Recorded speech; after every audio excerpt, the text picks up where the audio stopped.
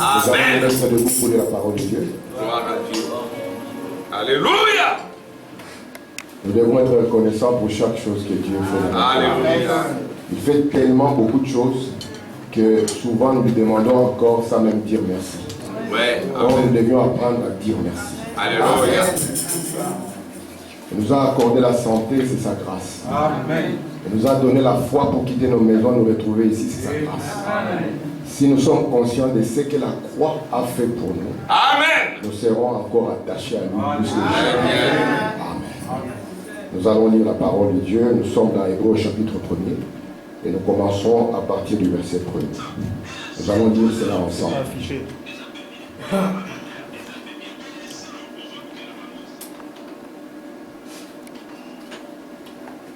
Ça va?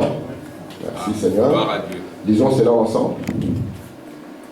Après avoir autrefois, à plusieurs reprises et de plusieurs manières, parlé à nos pères dans les prophètes, Dieu, dans ces derniers temps, nous a parlé par le Fils. Il a établi héritier de toutes choses, par lesquelles il a aussi créé le monde. Terminons avec Colossiens chapitre 1. Alléluia. Il est l'image du Dieu invisible, le premier-né de toute la création. Car en lui ont été créées toutes les choses qui sont dans les cieux et sur la terre, les visibles et les invisibles, trône, dignité, domination, autorité. Tout a été créé par lui et pour lui. Il est avant toutes choses et toutes choses subsistent en lui. Que Dieu ajoute de bénédictions. Alléluia. Je vous salue tous au nom de Jésus-Christ. Je remercie infiniment le Seigneur parce qu'il nous accorde encore un temps d'être rassemblés en ces lieux, et non pas pour parler politique, mais pour pouvoir parler du Seigneur. Cela n'est pas donné à tout homme de parler du Seigneur. Je pense que c'est l'amour de Dieu qui nous amène à parler de lui, et à parler de lui dans sa volonté parfaite. Nous avons commencé ici un petit sujet, un petit enseignement que nous avons intitulé « Revenons ». Je le mets ici pour que vous voyez. « Revenant à Dieu par la nouvelle naissance ». Amen. Vous ne pouvez pas revenir si vous ne savez pas si vous êtes parti. N'est-ce pas? Amen. Quelqu'un peut dire, je retourne à la maison. Parce que, premièrement, il est conscient qu'il a quitté la maison. Amen. Amen. Et lorsque nous avons commencé cet enseignement, nous sommes partis des 4 questions que Frère Branham nous a données. Je vais essayer de revenir un peu pour les frères Emmanuel et la sœur. Je sais que la dernière fois, ils ont eu des problèmes dans le transport. Ça n'a pas été facile. Et nous remercions Dieu pour les sacrifices que chacun fait pour arriver en ces lieux. Alléluia. Alors je vais essayer de revenir un peu pour que nous puissions capter la pensée. Comme ça nous avançons ensemble. Aujourd'hui nous allons voir l'âme d'Adam. Nous allons parler de l'âme d'Adam. Remarquez une chose. Frère Madame nous a donné 4 questions. Et c'est un conseil qu'il donne à chaque être humain de s'arrêter et de réfléchir à ces 4 questions. Alléluia. La première question est de savoir qui sommes-nous. Et j'insiste, il y a des victoires dans la vie chrétienne que vous ne pourrez jamais avoir aussi longtemps que vous ne savez pas qui vous êtes. Ce message est venu pour que vous puissiez savoir qui vous êtes. Alléluia. La deuxième question est de savoir que faisons-nous ici. Parce que si nous ne parvenons pas à nous arrêter et à réfléchir à ces questions, nous risquons de manquer les buts. Et pécher, en réalité, c'est manquer les buts. Pourquoi Dieu nous a placés ici sur la terre? Je vais aller encore plus loin. Pourquoi Dieu nous a pris de l'Afrique pour nous amener jusqu'en Belgique? Que faisons-nous ici? La troisième question est de savoir comment sommes-nous arrivés ici? Amen. Il y a des personnes qui me diront, frère, nous avons pris l'avion. Et moi je vous dirai, ça n'a rien à voir. Et la quatrième question, pourquoi sommes-nous différents de tout ce qu'il y a comme créature sur la terre? Il n'y a aucune autre créature qui est comme l'homme. Amen. Et quand je vais parler de l'âme d'Adam, vous allez voir qu'il n'y a personne qui est semblable à l'être humain. Or, pour pouvoir répondre à toutes ces questions, nous devons d'abord savoir qui nous sommes. Et pour connaître qui nous sommes, il est impossible que nous puissions prendre un frère et qu'il puisse nous définir ce que nous sommes réellement. Amen. Parce que si je demande à frère Edi, je dis frère Edi, qui es-tu? Étant conscient qu'il y a beaucoup d'Edi, il va donner son nom de famille. Pourquoi? Pour faire la différence entre les autres Edi et lui. Et son nom de famille va montrer la lignée, son origine et sa source. Vous comprenez ça? Amen. Amen. Son origine est quoi? Et sa source. Et parce que à partir de son origine, on peut savoir qui le frère Edi est réellement. C'est ainsi que nous avons compris que l'homme, pour pouvoir l'identifier, vous ne devez pas regarder à lui, mais vous devez regarder à la source de sa provenance. Amen. Et nous avons compris que l'homme provient de son créateur. Il est le seul, quand il a été créé, où Dieu a dit, créons l'homme à notre image.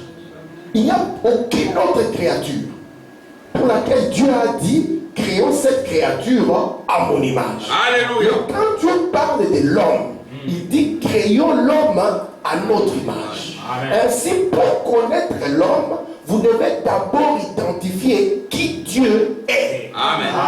Or, identifier Dieu est le plus grand des mystères. C'est un mystère que Dieu a caché au long des âges. Même Adam ne connaissait pas Dieu comme nous le connaissons. Très bien. Il ne connaissait pas tous les attributs de Dieu. Non. Il ne connaissait pas Dieu comme son sauveur. Non. Il ne connaissait pas Dieu comme le guérisseur. Parce qu'il n'était jamais malade. Ainsi, Dieu a caché son identité dans le 7e sceau, sachant que le 7e ange viendrait. Parce que frère Branham dit, sous le 7e sceau, nous savons qui Dieu est. Quelle est sa nature, comment il vit. C'est ainsi que frère Branham nous a transportés pour que nous puissions identifier cet esprit éternel. Alléluia. Et nous sommes allés au-delà du temps. Nous sommes allés dans l'éternité. Et quand nous sommes allés dans l'éternité, nous avons vu qu'il y a un esprit. Vous voyez? Il y a quoi? Un esprit. Un esprit. Cet esprit, nous ne pouvons pas identifier sa provenance. Très bien. Nous constatons simplement qu'il est là. Si moi on me demande tu viens d'où, je vais commencer à dire ouais, je suis le fils de tel, mon papa vient de tel village, mais lui, on constate seulement qu'il est là. Amen. Il n'a pas de père, il n'a pas de mère. Très bien. Il n'a pas de début de vie, il n'a pas de fin de vie non plus. Ce qui est encore plus grave, il n'a même pas de forme. Alléluia. Il s'appelle El Elohim. C'est lui la source. On ne peut pas jurer par plus grand que lui. Lorsque lui va te faire une promesse, il jure par lui-même. Alléluia. Parce que lui, il existe par lui-même. Amen. Voici pourquoi on l'appelle Elohim. Il n'y a, ce marqueur ne peut pas exister par lui-même. Non, dit. Amen. Ce Alléluia. tableau ne peut pas exister par lui-même. Amen. Votre corps ne peut pas exister par lui-même. Mais lui, il existe par lui-même. Et il n'a même pas de forme. C'est pour cela que la Bible dit, personne ne l'a jamais vu. Et la Bible nous dit, je vous lirai aujourd'hui, personne ne peut le voir. Amen. Amen. Mais il a l'intention de se faire connaître. Amen. Amen. Il a l'intention de se révéler. Alors, qu'est-ce qu'il va faire pour se révéler? Pour se révéler, cet esprit va prendre une forme. Amen. Il va prendre un corps. C'est pour cela que la Bible vous dit, au commencement, Elohim créa. Et puis la Bible continue, il dit que la lumière soit. Et quand on parle de la lumière soit, c'est Elohim, cet esprit éternel, qui vient maintenant prendre forme. Amen. Il prend forme dans un corps. Alléluia. Amen. Dans un corps. Et ce corps, il prend forme dans un corps. Et ce corps qu'il prend s'appelle le Logos. Amen. Les théologiens l'appellent aussi la théophanie. Parce que théophanie, c'est le grec qui montre la forme de Dieu. Amen. Celui qui n'avait pas de forme a pris une forme. Parce Alléluia. que Dieu a besoin d'une forme pour se révéler. C'est ainsi que devant Job, il a pris la forme d'un tourbillon. Amen. Devant Moïse, il est venu dans la forme du buisson ardent. Et devant Israël, il s'est révélé dans la forme de la colonne de feu. Frère Branham dit, il prend des formes pour pouvoir se révéler. C'est ainsi que devant notre père Abraham, il est venu comme Melchisédek. Et lorsqu'on l'identifie, on dit qu'il n'a pas de début de vie ni de fin de jour. Frère Branham dit, il est différent de Jésus. Amen. Il dit c'est le Père de Jésus. Amen. Et quand nous prenons Hébreux chapitre 1er, on nous dit que, regardez l'écriture qui est là. Amen. Après avoir autrefois, à plusieurs reprises, de plusieurs manières parlé à nos pères dans les prophètes. Dans les prophètes. Comment est-ce que dans les prophètes, je ne l'ai pas corrigé.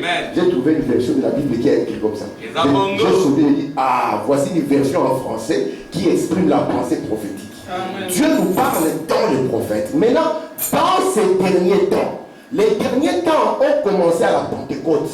Ne confondez pas les derniers temps et les temps de la fin. Il y a une différence entre les derniers temps et les temps de la fin. Les derniers temps ont commencé à la Pentecôte. Dans ces derniers temps, Dieu nous a parlé par le Fils. Le Fils dont il est question ici, il ne s'agit pas de Jésus dans la chair. Non. Parce qu'on dit de lui, Amen. il a établi et hérité de toutes choses par lesquelles il a aussi créé le monde. Amen. Dieu n'a pas créé le monde dans la forme de Jésus de Galilée. Non. Dieu a créé le monde dans la forme du Logos. C'est pour ça que la Bible nous dit, lorsqu'il introduit le Fils, il dit que tous les anges l'adorent. C'est là où Elohim devient maintenant Dieu. Quand il prend la forme du Logos et que les anges l'adorent, on parle de lui maintenant comme étant l'objet d'adoration et on l'appelle Dieu. Est-ce que ça va jusqu'à là? C'est pour ça que si vous remarquez, le Logos ici est appelé le Fils. Mais le Fils de qui? Le Fils d'Elohim. Vous voyez? Oui. Et c'est ce Logos ici qui va devenir Jésus. Amen, amen. Est-ce que vous comprenez? Amen. Et quand le Logos va devenir Jésus, c'est le Logos maintenant qui sera le Père de Jésus. Très bien. Est-ce que vous comprenez ça? C'est pour ça que Père n'est pas une personne. Père est une fonction. Parce que le Logos lui-même est fils d'Elohim, mais le Logos est le Père de Jésus. C'est pour ça qu'il disait, je viens du Père et je retourne au Père. Mais de quel Père dont il est question? Le Logos. Amen. C'est Dieu qui est en train de condescendre jusqu'à devenir Emmanuel. Dieu avec nous. Et il ne veut pas s'arrêter là. Dieu veut condescendre jusqu'à devenir toi. Pour qu'il puisse te rappeler qui tu es réellement. Pourquoi tu es ici. Jésus savait qui. Il savait pourquoi il était sur la terre. Et madame me dit, à l'âge de 12 ans, sans sagesse, il a dit aux gens, ne savez-vous pas que je dois faire les affaires de mon père? Frère madame dit, s'il avait considéré Joseph comme son père, il serait dans un atelier, en train d'inventer de nouvelles méthodes et les avoir. Mais il avait compris que Dieu est du Logos. Et frère Branham insiste, nous l'avons dit la fois passée, il parle de nous, il dit nous venons d'un être supérieur. Amen. Amen. Nous ne venons pas d'un être inférieur, nous venons d'un être supérieur. Très bien. J'aimerais que vous puissiez comprendre que nous sommes ici sur la terre pour un temps. Et frère Branham appelle cela le temps de décision. Si vous vous trompez de combat, vous serez l'homme le plus malheureux. Vous êtes ici pour un but plus grand. Amen. Frère Branham dit, quelle représente cette petite maison que vous avez? Quelle représente cette petite voiture que vous avez? Quelle représente ce petit travail que vous avez? Voici pourquoi Jésus a dit, qu'est-ce qu'un homme pourrait changer et pourrait donner en échange de son âme? Amen. Nous sommes ici pour un but plus grand. Très bien. Et souvent nous nous trompons de combat. Voici pourquoi il y a beaucoup de soucis à nos milieux. L'église est le seul endroit où on ne devait pas forcer un homme à y aller. C'est le seul endroit où l'homme devait venir avec tout son cœur dans la vitesse. Ce n'est pas un endroit où l'homme devait sentir que je fais un sacrifice grave. Si tu as un travail, on te dit réveille-toi à 3h du matin. On va te donner, je ne sais pas, 5 000 €. Je crois à 2h, tu seras déjà au boulot. Ouais. Alors que c'est une richesse périssable. Amen. Quand vous partez, vous ne l'emportez pas. Très bien. J'en profite aussi pour vous remercier pour le soutien que vous avez montré pour ma belle famille, lorsque mon épouse a perdu son frère. Amen. J'ai vu ce garçon, un garçon très dynamique. Il avait beaucoup de biens. Mais quand il est parti, ses biens sont restés. Oh Seigneur. Et cela m'a beaucoup touché. Ça m'a beaucoup questionné. Même l'habit que vous allez mettre, ce n'est pas vous qui allez le choisir. Non, dit. C'est d'autres personnes qui les choisiront.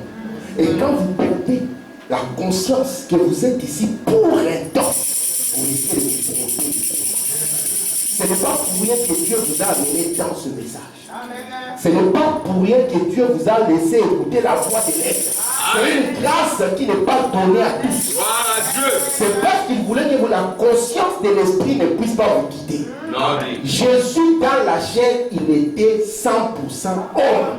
Amen. Dans son âme, il était 100% Dieu. Étant dans la chair, il avait les mêmes besoins que toi et moi. Amen. Il avait le droit de se marier, vous le savez? Amen. Frère Branham dit Jésus avait le droit de se marier. Il avait le droit aussi de chercher la vie. Il avait le droit de se battre pour sa famille. Ouais. Il avait le droit aussi de mettre ses propres intérêts en avant. Mais il s'est sacrifié. Amen. Parce qu'il avait pensé à toi et à moi. Amen. Voici pourquoi nous avons aussi la responsabilité de penser à ceux qui sont derrière nous. Très bien. Laisser des traces de pas qui montrent notre attachement au Seigneur. Nous sommes ici pour un temps. Je vous l'ai dit dimanche passé, je le répète. Tout ce que nous avons, nous l'empruntons. Très bien. Oh, c'est mon habit, c'est ma voiture. Je ne l'emprunte que pour un moment. Voici pourquoi Branham a dit, je prends l'église, je prends ma maison, la maison que l'église m'avait donnée, je la lie à l'église. Parce que nous, les Branham, nous ne possédons rien. Après mon départ, et notre serviteur de Dieu viendra l'utiliser. Alléluia. Que Dieu nous fasse grâce pour arriver à ça. Parce que c'est moi, je mets déjà le nom de mon fils. Regarde, tu vois, moi quand je pars, tu as le double de clés. Oh Seigneur. Parce que c'est mon investissement. Oh. C'est ma sueur, c'est ma jeunesse, c'est ma force. Pitié. Et lorsque vous commencez à comprendre qui vous êtes, cela change votre vie. Amen. Parce que Elohim a pris forme pour se révéler. Et maintenant, c'est dans cette forme. Et regardez maintenant. Nous voyons que quand il prend forme. Alléluia. Regardez ce qui est intéressant. Amen. Quand il prend forme, n'est-ce pas? Il devient le Logos, le Père. Et quand il est le Père, c'est le Dieu qui est au-dessus d'Israël. Israël est reconnaissé comme cette lumière. Amen. Nous sommes les seuls peuples qui possédons ceci. Amen. Nous sommes le seul peuple à qui Dieu a fait le privilège d'accepter d'être photographié pour vous prouver que ce message est accompagné. Amen. Et maintenant, le Père qui était au-dessus d'Israël devait maintenant devenir Dieu au milieu d'Israël, n'est-ce pas? Amen. Vous allez comprendre que quand il passe d'une forme à une autre, il ne faut plus les chercher dans cette forme-là. Non. Quand il est devenu Jésus, il ne fallait pas les chercher comme colonne de feu. Non. Pourquoi? Parce qu'il s'incarne, il se kénose, il se morphe, il change de forme. Mais le problème des gens, c'est que quand il vient comme Jésus le Fils, le ha, bim, Elohim, les gens vont dire quoi? Tout le monde va dire, montre-nous le Père. Et cela nous suffit. Pourquoi? Parce qu'ils ne veulent pas la manière dont Dieu les visite. Et comme il y a 3 dispensations, lorsqu'il viendra dans la dispensation du Saint-Esprit, prenant cette forme, tout le monde dira, montre-nous Jésus. Si nous ne le voyons pas, nous ne croirons pas. Et Branham vous dira, il n'y a aucune promesse qui vous dit qu'il viendra à vous dans une robe avec des mains, avec des marques et des clous. Pourquoi? Parce qu'il avait promis, le même Dieu qui était le Père, il devait descendre, mettre sa tente au milieu du peuple. Et le même Dieu devait faire de vous sa propre. Amen. Parce que lorsqu'il viendrait, il serait glorifié. Maintenant, remarquez, c'est dans cette forme du logos du Fils où il va dire créons l'homme à notre image. Frère Branham dit c'est homme qu'il crée. Nous sommes dans Genèse combien? Lecteur de la Bible? Merci. Verset? Merci beaucoup. Dans Genèse 1, 26, lorsque Dieu dit créons l'homme à notre image, cet homme-là est une théophanie. Amen. Cet homme-là, c'est un esprit qui a une forme, et la forme de la théophanie n'est pas une image abstraite. La théophanie a des mains. Alléluia. La théophanie a des yeux. Ouais. La théophanie a un corps comme le mien. Et c'est pour ça que Dieu se pointe avec un corps comme le mien. Moïse, quand il l'a vu, frère Branham dit, il l'a vu avec un dos comme le dos d'un homme. Très bien.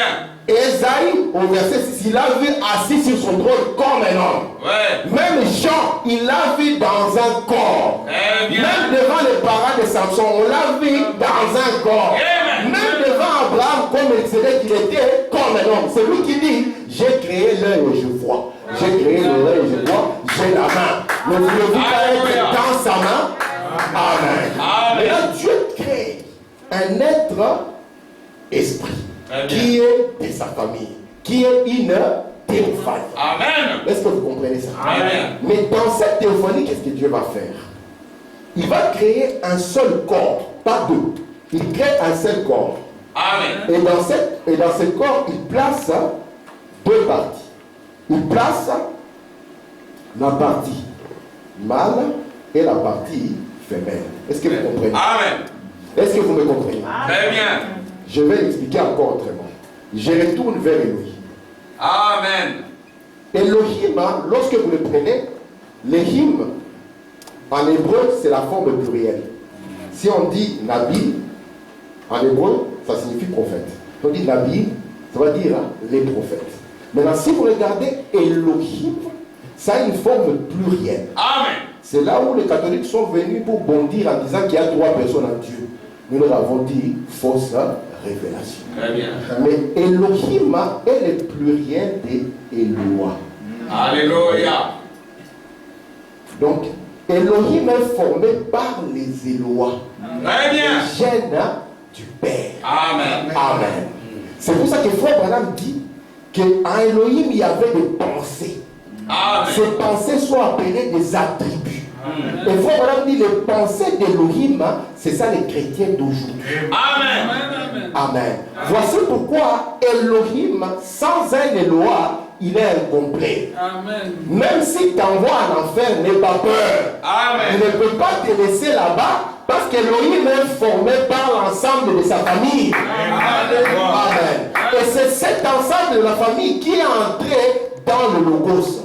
Voici pourquoi on dit le Logos en lui avait la plénitude de la divinité. Le Logos c'est l'attribut de la plénitude. Amen. Tout ce que Dieu a exprimé est dans le Logos. Amen. Vous comprenez cela? Amen. Et c'est ce Logos ici qui est devenu Jésus. Amen. Maintenant, qu'est-ce que Dieu va faire? Comme en lui il y a des Eloah, il va prendre ces Eloah, il va prendre une paire, un mâle et une femelle. Il va venir les placer dans un autre corps qui est semblable à celui-ci. Amen. Amen. Il va les placer dans un seul corps, une partie mâle et une partie comment? Femelle. C'est pour ça que la Bible en anglais, qui est précise, donne-moi ça, la Bible en anglais qui est précise dit, il le créa au singulier, mâle et femelle. Amen. Donc, l'unité, la véritable unité ne commence même pas dans la chair. C'est pour ça que quand on dit un véritable mariage ne s'arrête même pas à la mort. Amen. Parce que ce sont des âmes sœurs qui ont quitté l'éternité, qui se sont rencontrées dans les temps et qui retournent vers l'éternité. Alléluia. C'est pour ça que Branham dit, lorsque vous la rencontrez, que c'est une partie de vous, il y a quelque chose qui vous attache. Alléluia. Gloire à Dieu. Et vous ne saurez pas c'est quoi, ça vous attache. Pourquoi? Parce que c'est un lien qui vient d'avant le temps. Alléluia. Et Dieu les a placés dans un seul corps. Et ce corps-là a été appelé une théophanie. Très bien. La fois passée, nous avons lu Frère Branham dans plusieurs situations où il a dit que vous avez déjà vécu dans la théophanie. Amen. Amen. Donc, Alléluia. parce que nous sommes les fils d'Adam. Ouais. Adam n'est pas le père de tous. Mais nous sommes les fils d'Adam. Étant les fils d'Adam, lorsque notre père était dans la théophanie, nous étions identifiés là nous-mêmes dans la théophanie. Alléluia. Frère Branham dit cette théophanie d'Adam a marché dans le jardin d'Éden. Nous étions d'abord une théophanie avant de devenir la chair. Alléluia. Amen. Maintenant, il y a une grande question que nous devons résoudre. Amen. Il a dit que nous avons continué la théophanie. Mais il faut dire que c'est Dieu une théophanie. Ouais. Mais qu'est-ce qui s'est passé? Amen. Est-ce que je peux dire pour madame? Oui. Est-ce que vous aimez les prophètes? Est-ce que vous aimez les prophètes? Il y a une promesse, hein? C'est là qui t'ont aimé. Alléluia. Écoutez, question-réponse sur la jeunesse. Personne n'a jamais vu le Père. Personne ne peut voir Dieu sous une forme corporelle parce que Dieu n'est pas sous une forme corporelle. Dieu est esprit. Ouais. Je continue. Et regardez maintenant 1 Timothée comment il va les décrire. Vous allez voir que j'aime beaucoup notre message parce qu'il est biblique. Regardez 1 Timothée 6. Il parle de Dieu. Il dit qui seul possède quoi? L'immortalité. Donc lui, on ne peut pas dire voici la date de naissance de Dieu et la date de décès de Dieu. C'est pour ça que Dieu ne naît pas, Dieu ne meurt pas. Amen. Hier, quand on était quelque part avec Frère Eddy, dans un mariage, on était en train de bénir un mariage, et puis on a dit là-bas, Marie, mère de Dieu. Là où j'ai été, le cœur a failli, mais. Et puis j'ai réfléchi, pourquoi ils ne disent pas Joseph, père de Dieu? Pourquoi on discrimine Joseph? Oh Seigneur. Dieu ne peut pas naître. Non, dit. Dieu ne peut pas mourir. Non. Amen. C'est pour ça que Jésus-Christ, dans sa chair, il était 100% homme. Dans son âme, il était 100% Dieu. Ainsi dit Frère Branham. Lorsqu'on dit que Jésus était Dieu et homme, vous devez savoir ce qui était homme et ce qui était Dieu. Très bien. Sinon, Marie deviendra la mère de Dieu. Ouais. Mais vous savez qu'à Gethsemane, quand il est parti mourir, l'esprit l'avait quitté. Amen. Regardez maintenant. Qui seul possède l'immortalité, qui habite dans une lumière comment? Inaccessible. Lui maintenant qui possède l'immortalité, que nul homme n'a vu ni ne peut voir. À qui appartient l'honneur, la puissance éternelle? Amen. Donc c'est Elohim dont on est en train de parler et qui prend la forme de la lumière. Regardez la suite ici. Ensuite, de l'existence du Père est sorti le Logos, lequel était le Fils, lequel était la théophanie, lequel était le corps du grand Jéhovah Dieu qui est entré dans un corps céleste. C'est ça le Logos. Est-ce que ça va? Amen. Je vais passer ça. Je vais prendre Colossiens 2. Pour comprendre c'est quoi le Logos encore par l'écriture. Prenez garde que personne ne fasse de vous sa proie de la philosophie par une vaine tromperie, s'appuyant sur la tradition des hommes, sur le rudiment du monde, et non sur Christ. Car en lui habite corporellement toute la plénitude de la divinité. Amen. Donc ce que Dieu était, ce qu'Élohim était, il n'y a rien qui est resté. Il n'y a pas un doigt qui est resté. Lorsqu'on dit qu'Élohim a introduit le Fils, ce n'est pas moi qui prends le frère et puis je lui dis frère avance, va parler pour moi. On dit je vais introduire un prédicateur. On va voir introduire un prédicateur. On va introduire les quantités des chants, il introduit le prédicateur arrive. Pour Elohim, ce n'est pas ça. Quand Dieu dit va, je t'envoie, Frère Branham dit s'incarne. Amen. C'est pour ça qu'il a dit à Moïse, je descendrai moi-même. Il faut reprendre l'écriture. Je descendrai moi-même, je le révélerai quand je t'envoie. Moïse pouvait dire, papa, tu avais promis que tu vas descendre toi-même, par ton bras puissant, par ta main étendue. Mais là, comment est-ce que moi j'entre dans l'affaire? Parce que Moïse était la main de Dieu. Il était la forme de Dieu pour délivrer Israël. Il prend toujours une forme pour pouvoir faire un travail. Et c'est ainsi maintenant que la colonne de feu que vous voyez, c'est l'attribut de la plénitude. Voici pourquoi maintenant cette colonne de feu est devenue Jésus. Amen. Amen. Regardez ce qui est écrit ici.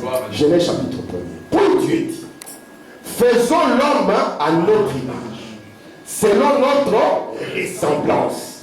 Il a fait l'homme avec deux choses. Il partit son image. Nous savons que c'est quoi l'image de Dieu, c'est le logos. Il est l'image du Dieu invisible, n'est-ce pas? Nous l'avons lu. Et de l'autre côté, il n'était pas seulement à son image, il était aussi à sa ressemblance. Amen. Deux choses. Je vous ai promis que nous verrons c'est quoi la ressemblance de Dieu. Et qu'il domine sur le poisson de la mer. Amen. C'est à celui-ci qu'on a donné la domination. Alléluia. C'est lui qui a la domination. C'est l'homme de Genèse 1. Il dit sur les oiseaux du ciel, sur le bétail, sur toute la terre, sur tous les reptiles qui rampent sur la terre. Dieu créa l'homme à son image. Il le créa à l'image de Dieu. Il créa l'homme et la femme. Bien le traduire par la traduction prophétique. Il le créa mâle et féminin. Regardez maintenant frère Branham nous enseigne. Vous voulez l'enseignement prophétique? Amen. Écoutez frère Branham. Je suis dans question et réponse sur les œuvres. Alors voilà. C'est comme ça que nous sommes là, ici. Vous voyez que nous n'avons pas pris un avion. C'est comme ça que nous sommes où? Ici. Comme on dit, nous venons d'un être supérieur. Au commencement, quand? On l'a dit quand? Au commencement, nous étions à l'image de Dieu. Les voiles et les ténèbres nous empêchent de les reconnaître maintenant. Mais le Dieu qui a dit que la lumière soit, a fait briller la lumière dans nos cœurs. Pour que les voiles et les ténèbres soient ôtées, que nous puissions les reconnaître. Amen. Parce que si vous ne les reconnaissez pas, vous allez penser que Dieu m'a amené ici pour que je puisse gagner beaucoup d'argent et être l'homme le plus riche. Et après, il faut maintenant dire l'argent que vous avez laissé là, vos enfants vont finir au tribunal en train de se battre pour cet argent. Écoutez la suite. Jésus a dit à ses disciples qu'il était avec eux avant la fondation du monde. Merci Seigneur. Amen. Donc qui sommes-nous? Nous sommes l'Esprit de Dieu. Qui sommes-nous? Nous sommes une théophanie. Alors je continue. Écoutez pour maintenant. Maintenant on prend ce que j'ai dessiné. On va le définir. Cet être ici. Et cet être ici qui était une théophanie, qui avait une partie mâle, une partie féminin, il avait un nom. Son nom était Adam. Ève, c'est le nom de la chute. Vous ne verrez pas Ève avant la chute. Avant, on l'appelait seulement Adam. C'était son nom. Amen. Regardez ce qu'il faut qu'on va dire ici. Dans Jéhovah, j'irai première partie. Qu'était Ève? Elle et Adam étaient une seule chose. Ils étaient appelés Adam. Ils étaient esprits. La première fois quand il forma l'homme, il est créé à sa propre image. Et Dieu est esprit. Il est créé à l'image de Dieu. Il est créé mâle et féminin. Je continue. Question et réponse sur les épaules. Pendant qu'il marchait dans les jardins d'Éden, étant d'abord une théophanie, vous voyez, de la même manière que le Saint-Esprit ici maintenant se déplace, il dirigeait la vie animale. Il avait le contrôle de tout. Il ne pouvait pas cultiver le sol. Quand l'homme quitte la pensée d'Élohim et qu'il est manifesté dans le Logos, la première forme que l'homme prend est la forme théophanique. Et c'est dans cette forme que l'homme même se promenait dans les jardins, étant une théophanie.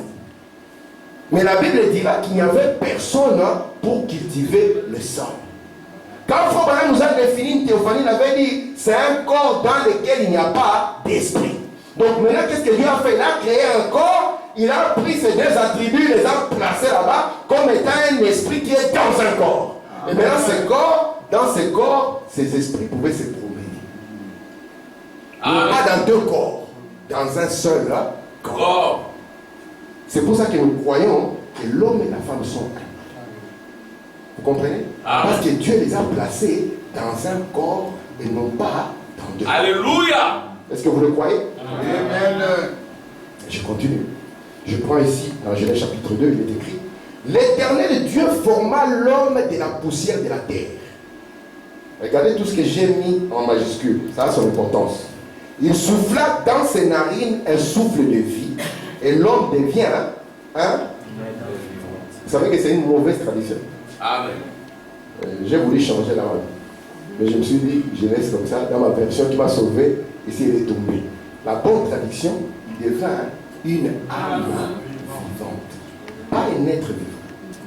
On va lire Frère Branham comment il va nous montrer la différence entre un être vivant et une âme vivante. La première information que je vous donne, sur la terre, il n'y a que l'homme qui a une âme. Le poulet n'a pas d'âme. Le lion n'a pas d'âme. Même on dit que c'est un singe qui fait du vélo, il n'a pas d'âme. C'est pour ça que comme l'homme blanc ne vous aimait pas trop, il vous a qualifié de singe. Heureusement qu'il y avait un défenseur qui est venu, qui a dit que ces hommes, ils ont des armes. C'était Frère Branham, le défenseur de la race noire. Il leur a dit, si on leur prête ces messages, ils vont le recevoir. C'est pour cela qu'à 57, il a dit, je tourne le dos aux États-Unis. Et quand vous prenez la carte, quand vous tournez le dos aux États-Unis, vous regardez l'Afrique. Vous savez que c'est le dernier réveil. Ce réveil ici, c'est le seul réveil où on n'est pas arrivé en retard. Si nous ratons ce réveil, nous sommes foutus. Si ce message ne vous transforme pas, ça n'est fini. Il n'y a plus rien qui peut vous transformer. Quand les luthériens sont arrivés en Afrique, c'était un mouvement délavé. Wesley était déjà entré en scène. Quand les Wesleyens sont arrivés, les pentecôtistes étaient déjà là. Donc nous en Afrique, le seul mouvement que nous avons eu, qui est dans le programme de Dieu, c'est celui-ci. C'est que Branham a vu le blanc. Il a dit, je crois que si on prêche à ces gens ce message, ils vont le recevoir. Pas seulement le recevoir, mais ce message va produire un feu en eux. Ils vont balayer le monde entier pour témoigner de ce message. Pourquoi sommes-nous ici? Amen. Alléluia. Ce message va les amener partout dans le monde. C'est pour ça que parfois nous glorifions le Seigneur pour le désordre du Congo. Parce que ça a projeté les gens. Alléluia. Amen. Regardez, maintenant dans cette forme, ils étaient mal faits. Maintenant, Dieu ne veut pas cela. Dieu, qu'est-ce qu'il va faire? Regardez, l'Éternel Dieu va former. Nous avons deux hommes distincts.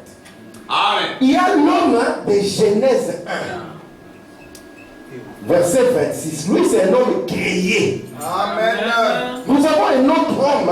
Lui, il est dans Genèse, l'écriture qui est là. Genèse 2, verset 7. Lui, c'est un homme formé. Formé par quoi? On n'a pas dit formé par des étoiles du ciel. Non, il est formé de la poussière de la terre. Amen. Vous comprenez? Alléluia. Amen. Lui, c'est un homme formé de la poussière de la terre. La même matière qui a formé le lion, la même matière qui a formé l'éléphant, la même matière qui a formé les autres mammifères. C'est ça la matière avec laquelle Dieu forme cet homme. Amen. Amen. Mais il y a une écriture particulière. Il n'y a que Branham qui détient les secrets. Il est là. Il souffla dans ses narines un souffle de vie. Je suis sûr que vous pensez que c'est la respiration que vous avez. Rien à voir. Fausse prophétie. Amen. Amen. Et là, je fais. C'est bien d'avoir un prophète, n'est-ce pas? Alléluia. Comment ne pas aimer un tel message? Amen. Amen. Maintenant, c'est ce souffle-là qui va faire de lui un être, une âme vivante. Vous ne verrez pas ça dans un autre animal. Dieu souffla dans les lions et le lion devient une âme vivante. Jamais.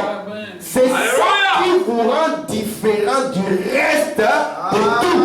Amen. Maintenant, Frère Branham, explique-nous qu'est-ce qui se passe, n'est-ce pas? Amen. Si je ne vois pas d'Amen, je dis que Dieu vous bénisse. Alléluia. Amen. Regardez ici. Frère Branham dit ceci. Question et réponse sur les Hébreux, 3e partie. 827. Il fut créé à la fois mâle et femelle. L'homme l'était. Donc cette question l'appelait l'homme. Oui. Ce n'était pas le mâle, mais l'homme, comme une espèce. Vous voyez ça? On l'appelle quoi? L'homme. C'est pour ça qu'à l'époque, les deux votaient, ils avaient une seule voix de vote. Amen. Hein? À l'époque, les deux avaient une seule voix de vote.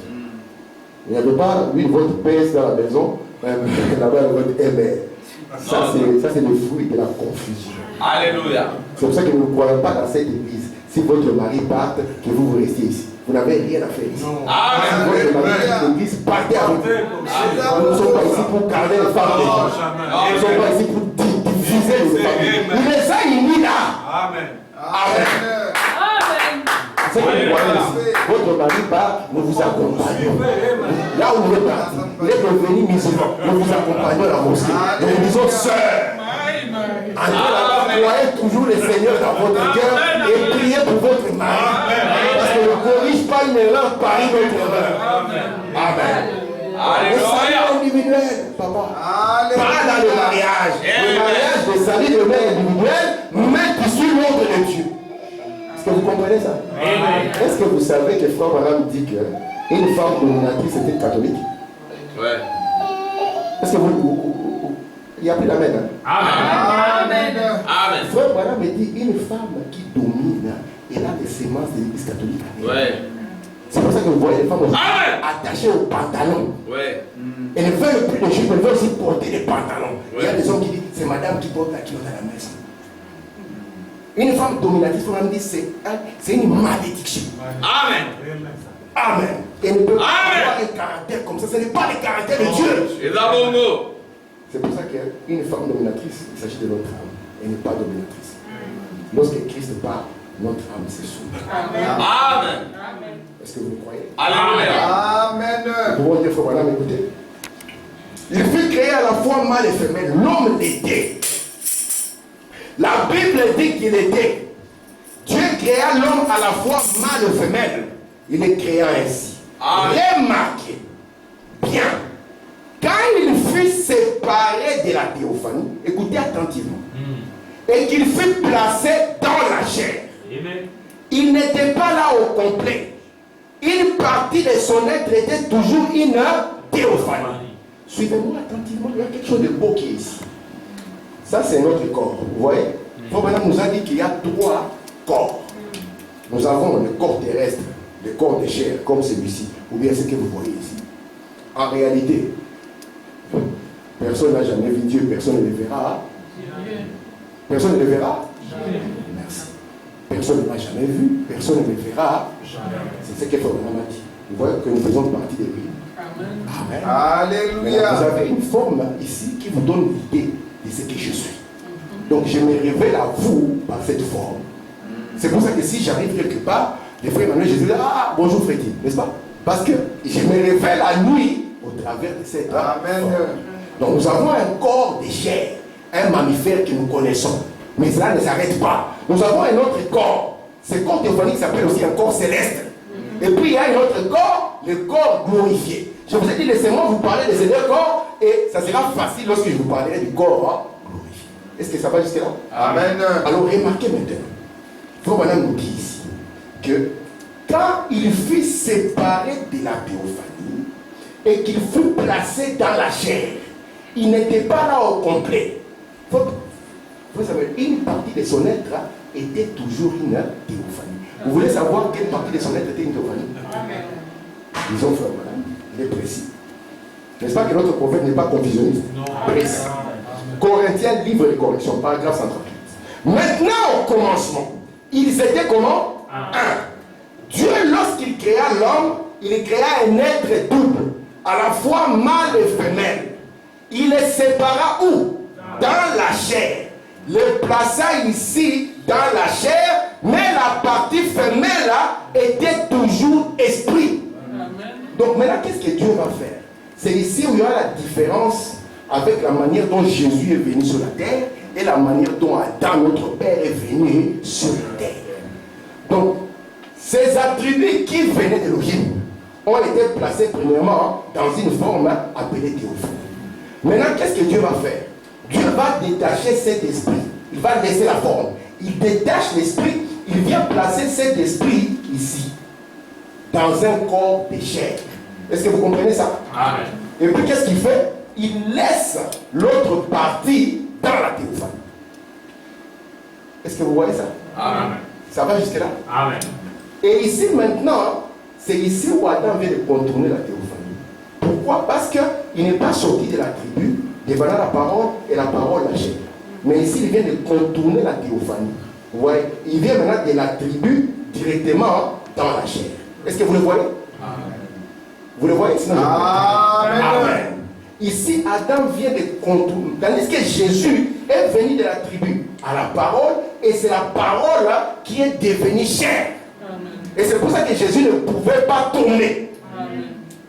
Mais il y a quelque chose de merveilleux. Dieu prend cet esprit. Cet esprit est lié à Elohim. Cet esprit vient de la grande fontaine. Cet esprit a une nature. Il place cet esprit dans un corps. La partie mâle.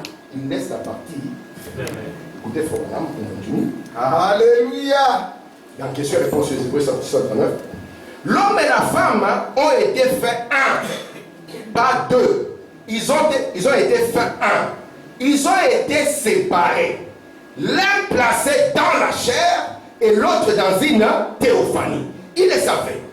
Donc, afin de vous prouver ça, quand Dieu a fait la femme, il n'a jamais pris de la poussière pour la faire comme il a fait l'homme. Il a pris une côte dans les côtes d'Adam. Elle est devenue un produit dérivé de l'homme parce qu'elle est une partie de lui. Amen. Comme Dieu ne peut pas changer sa manière de faire. Ici, dans la théophanie, ils étaient un. Il ne peut pas faire encore un autre corps, il prend la poussière, il fait un autre corps. Non. Parce que comme ils étaient un ici, cette unité devait continuer. Ainsi, quand il devait maintenant placer ce deuxième être dans un corps, étant dans la théophanie, il est venu prendre une partie ici pour lui former un corps. Et là, il a formé un corps. C'était maintenant une sœur, et elle aussi a laissé cette forme comme une représentation. Le positif. Vous êtes avec moi? Amen. Avec ça, vous ne pouvez pas être perdu. Alléluia. C'est pour ça que la parole que vous croyez, vous la croyez de par votre téléphone. Amen. Amen. Nous allons y entrer doucement. Alors regardez. Donc nous allons trouver maintenant que celui-ci est le sous-produit. Vous voyez? Il n'est pas l'original. Lui n'était pas dans la création originelle. Il était un sous-produit. Vous savez que c'est quand même bizarre. Hein? Parce que c'est à lui, à Adam. Quand Ève est tombée, il n'y a pas eu de problème. Hein? Il n'y a pas eu de problème. Est-ce qu'il y a un souci quand Ève est tombée? Le monde n'a pas changé. Je crois qu'Adam continue toujours à marcher sur les eaux, à voler dans les airs, à avoir la puissance. Mais quand Adam est tombé, quelque chose s'est passé. Vous avez déjà posé la question, pourquoi on a dû attendre Adam? Pourquoi on n'a pas eu de problème quand Ève? Parce qu'il y a Ève qui est tombée. Pourquoi les problèmes n'ont pas commencé quand Ève est tombée?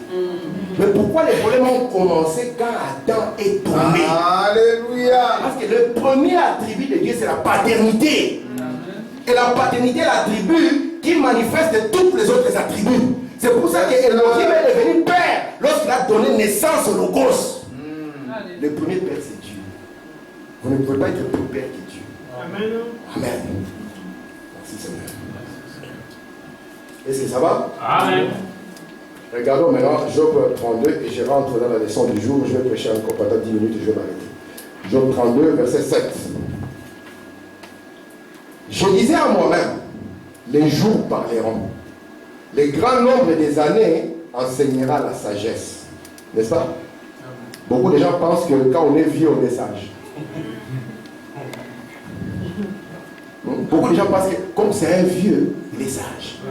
Mais il y a des vieux qui sont pires que des adolescents. Amen. Tu regardes cet homme, tu dis mais c'est pas possible. Il a quel âge?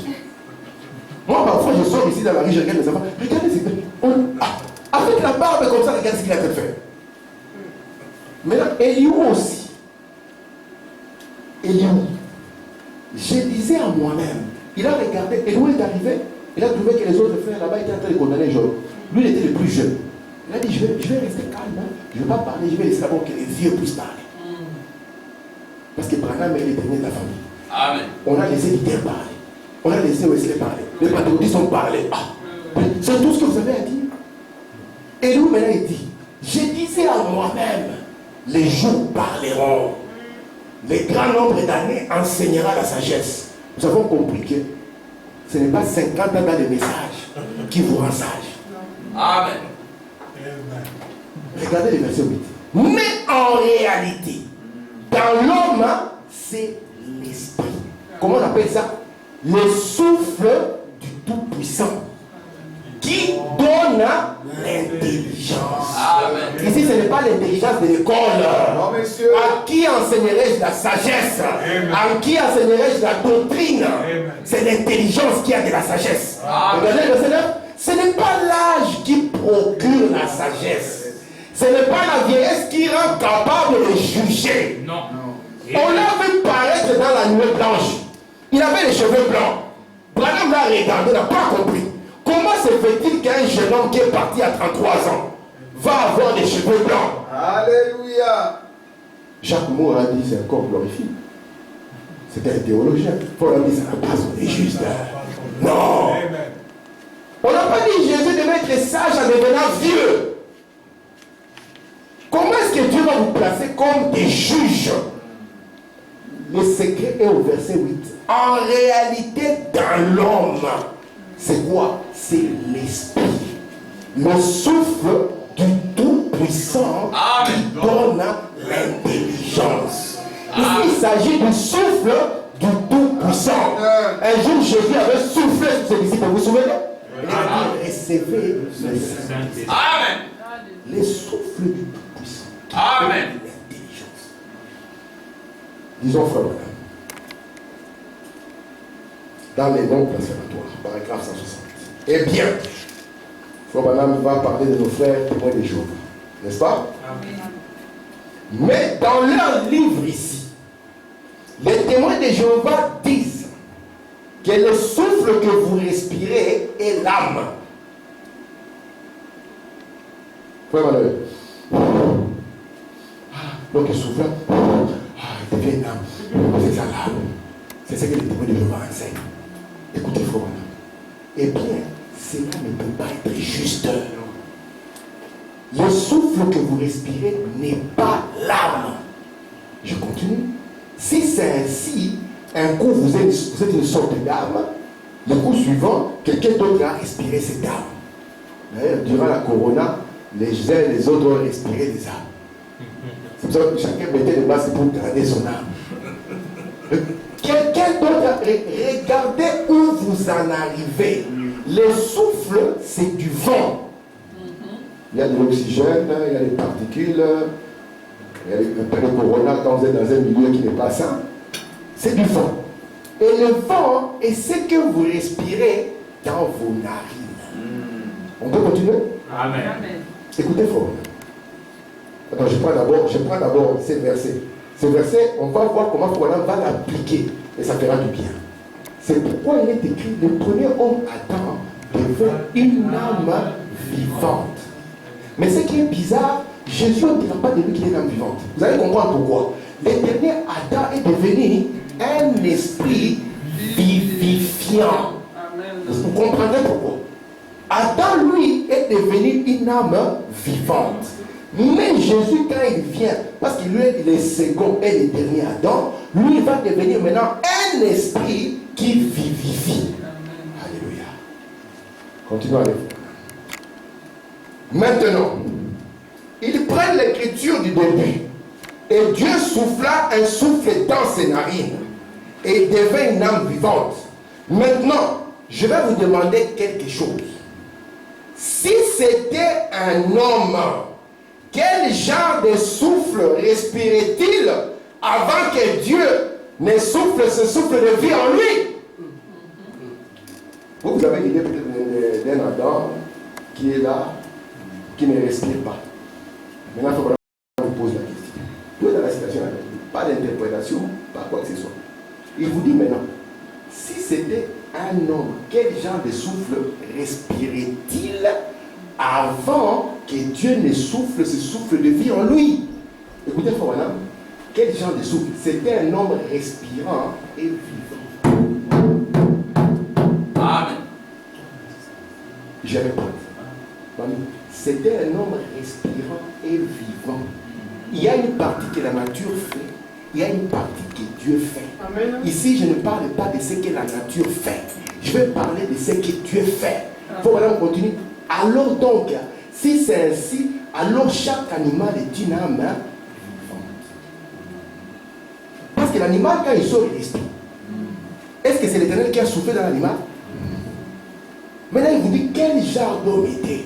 Il dit c'était un homme respirant et vivant. Continuons. Merci Seigneur. Amen. Parce qu'il respire une âme humaine et notre âme et tout. Alors Jésus n'aurait pas eu besoin de mourir. Si l'animal avait une âme, Jésus ne devait pas mourir. Le sacrifice de l'animal serait suffisant. Mais Jésus est mort parce que l'animal n'a pas. Amen. Écoutez, frère. Voyez-vous, ainsi, frère, l'argument ne tient pas. Mais ce que Dieu a fait, il a soufflé le souffle de la vie éternelle. Alors il est devenu une âme vivante, une âme qui ne peut pas mourir. Amen. Donc c'est Dieu, qu'est-ce qu'il a fait? Il a pris cet esprit, cet attribut éternel. C'est ce qu'il a soufflé en Adam. Il a placé cet attribut dans la chair. Et cet attribut entrant en lui a produit la nature de l'immortalité. Amen. Donc Adam, tel qu'il était là, il ne pouvait pas mourir. Adam, tel qu'il était là, il ne pouvait pas tomber malade. Adam, tel qu'il était là, il ne pouvait pas avoir peur.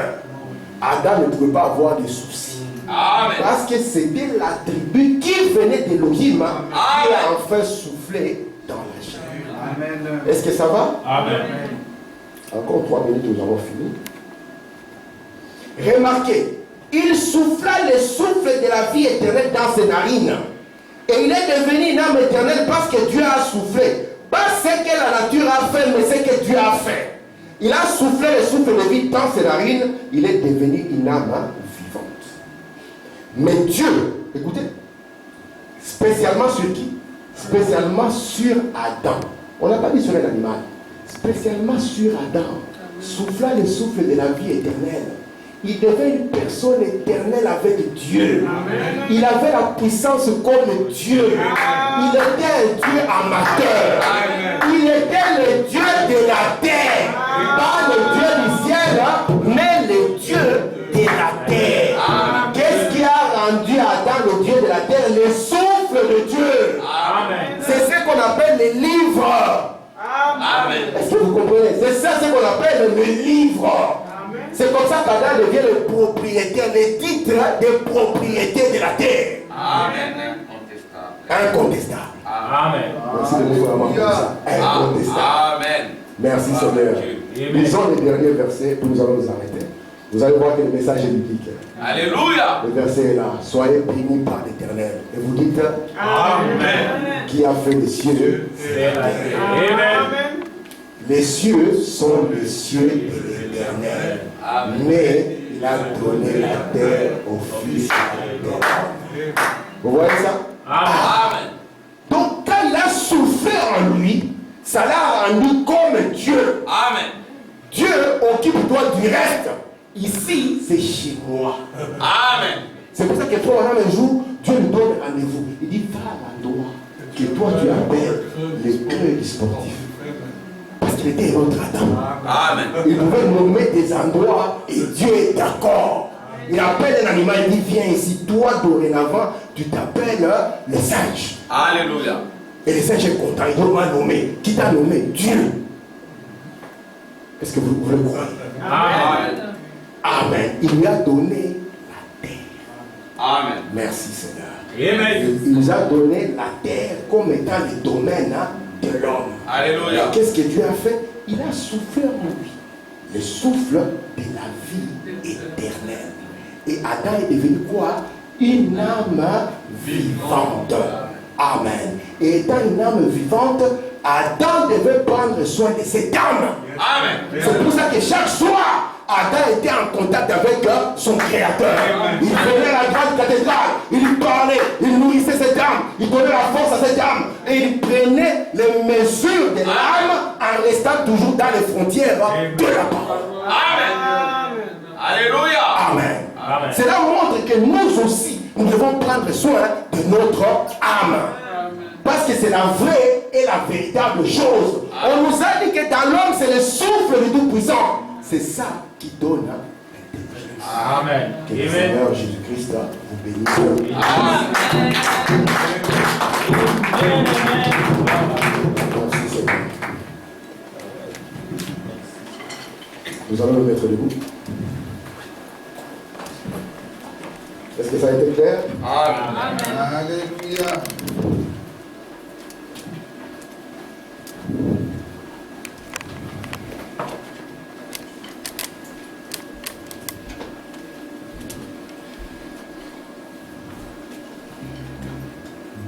Frère Samuel.